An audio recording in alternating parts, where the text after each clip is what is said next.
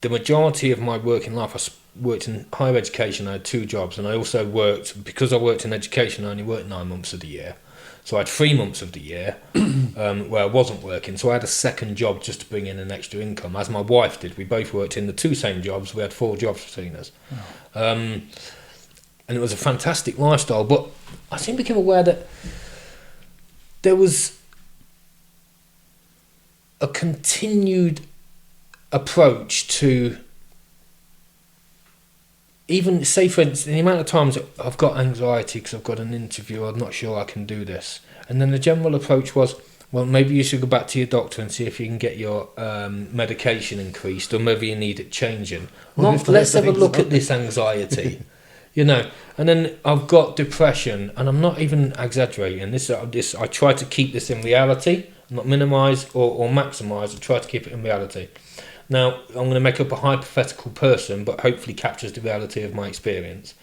There would be an overweight young person, 18 years old, that stayed awake all night on an Xbox, smoked weed, drank Red Bull, was sleeping around, eating 1 pot noodle a day. When they got paid, they would go out and eat McDonald's. How hypothetical is that? This is reality. This is reality.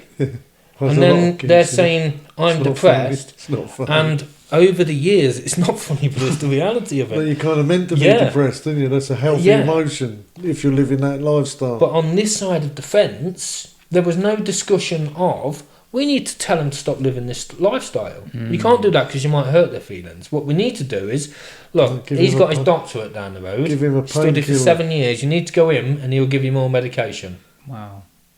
And there was no discussion. How old were the kids? That was genuine kids.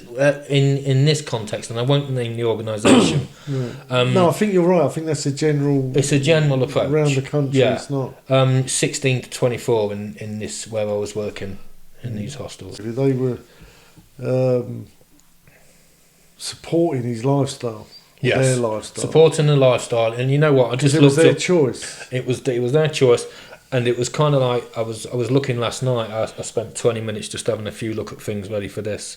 And the harm reduction initiative, strategy. And you could almost say that the same approach is a cop-out approach.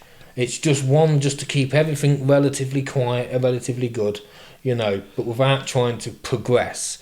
And you could say it was that. It was just harm reduction. So what would have been the hope then? What would have been the best outcome that they would be expecting that person would, once they got everything they want, that they would just start all of a sudden? I'm just going to get straight to the point.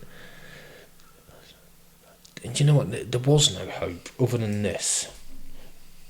Make sure they're not calling the paramedics once a week, because they're overdosing, because that's not looking good on paper.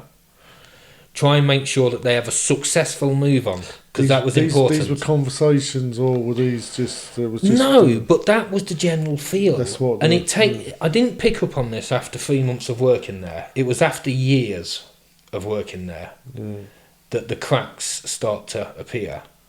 And maybe that's just because of my awareness, and I was empowered when I was on the other side of the fence to completely transform my life and my response to life. So all I saw was, in a legal and moderated and trying to be safe way, we was just making things worse.